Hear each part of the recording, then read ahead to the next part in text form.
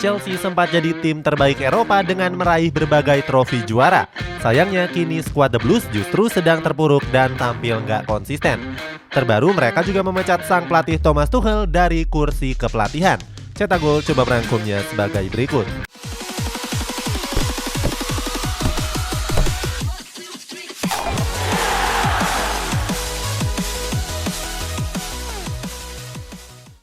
Jadi klub terboros. Chelsea jadi klub terboros pada bursa transfer musim panas tahun ini. Skuad The Blues sudah menghabiskan sekitar 293 juta euro atau 4,4 triliun rupiah untuk mendatangkan 8 pemain baru. 8 pemain tersebut adalah Raheem Sterling, Kalidou Koulibaly, Gabriel Slonina, Kearney Chukwuemeka, Marco Kurela, Cesare Casede, Wesley Fofana, dan Pierre-Emerick Aubameyang. Chelsea merekrut Sterling dari Manchester City seharga 56 juta euro. Berikutnya ada Koulibaly yang diboyong dari Napoli seharga 38 juta euro dan Fofana yang dibeli paling mahal. Pemain asal Prancis ini direkrut dari Leicester City dengan biaya 80 juta euro. Sementara di deadline day bursa transfer, Chelsea menebus Aubameyang dari Barcelona seharga 12 juta euro. Selain 4 pemain tadi, 4 pemain lainnya juga nggak didatangkan dengan harga yang murah.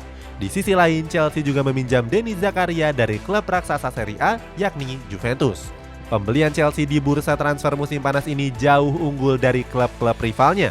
Sebagai contoh ada Manchester United yang menghabiskan dana sebesar 246 juta euro.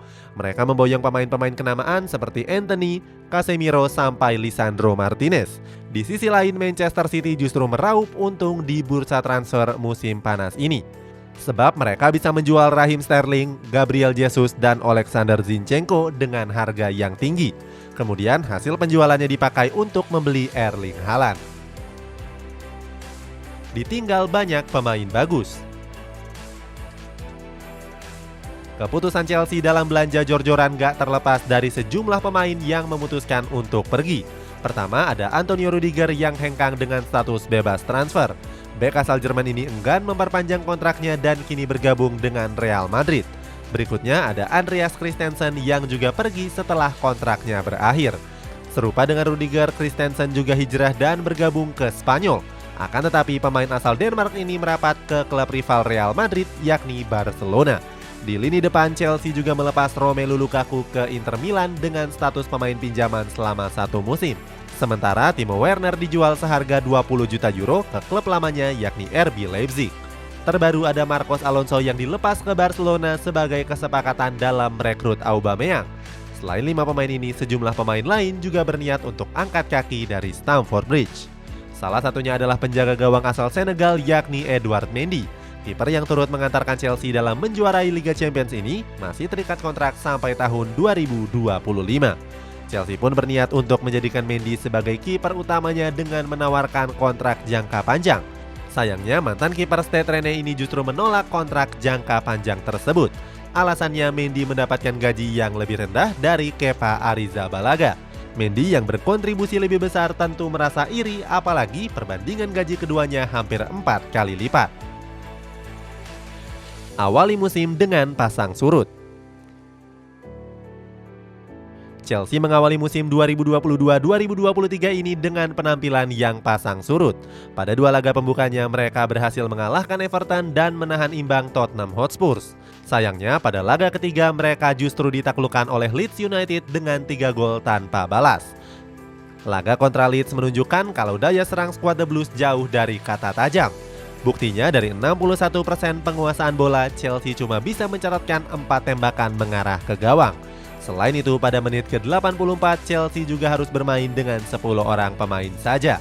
Saat itu, Koulibaly mendapatkan kartu kuning kedua setelah menjatuhkan striker Leeds United yakni Joe Gelhardt. Berikutnya Chelsea juga kembali menelan pil pahit pada pekan ke-5 menghadapi Southampton.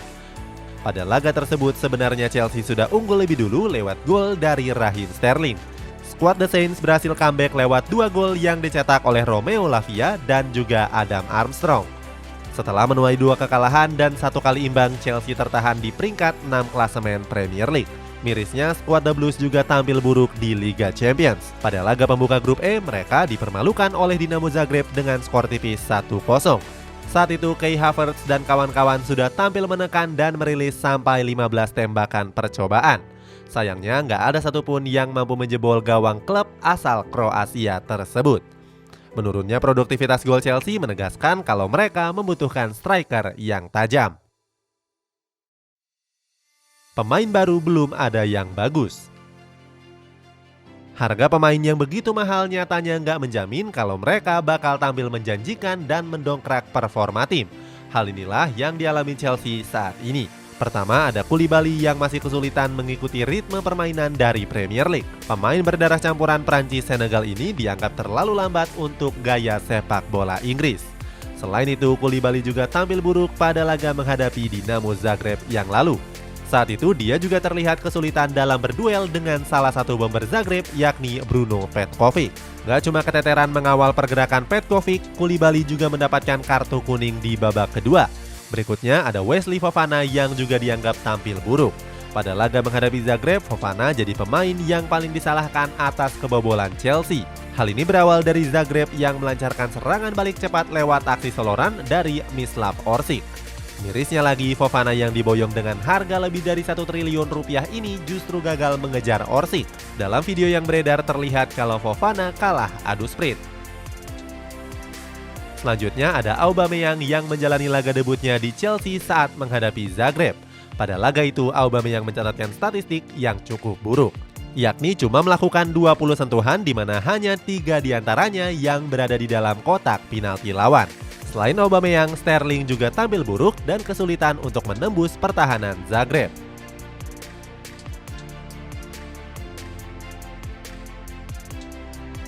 Pecat Thomas Tuchel secara kasar. Chelsea membuat keputusan yang mengejutkan dengan memecat Thomas Tuchel. Kabarnya pemecatan Tuchel ini nggak sepenuhnya berhubungan dengan performa Chelsea di awal musim ini. Sebab kabarnya mereka sudah mantap mendepak Tuchel bahkan sebelum pertandingan Liga Champions menghadapi Zagreb. Namun terdapat alasan lain yang dilansir dari berbagai media.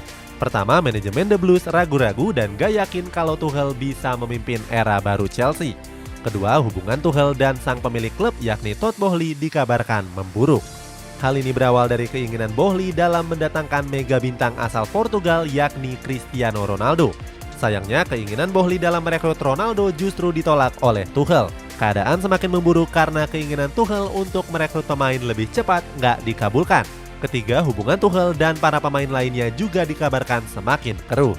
Kabarnya banyak pemain yang frustasi dengan keputusan Tuchel dalam memilih pemain. Buruknya hubungan mereka membuat manajemen semakin yakin untuk memecat Thomas Tuchel. Sebab pihak yang mendukung Thomas Tuchel pun tentu akan berkurang secara drastis. Sementara itu kabarnya Tuchel juga dipecat secara kasar. Saat itu Tuchel belum sadar kalau itu adalah hari terakhirnya di Chelsea. Tuchel yang dipecat lewat sambungan telepon pun bereaksi tenang dan dewasa.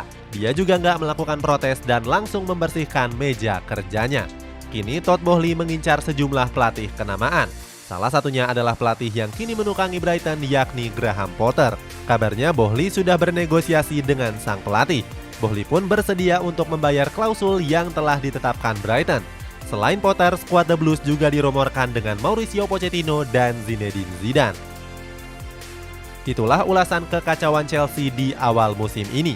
Cukup tragis melihat Tuchel dipecat kalau melihat torehan piala serta semangatnya untuk Chelsea.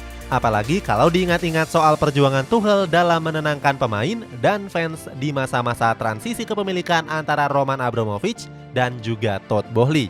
Bagaimana pendapatmu? Apakah pelatih barunya bisa membawa skuad The Blues jadi bangkit? Coba tulis pendapatmu di kolom komentar di bawah ini.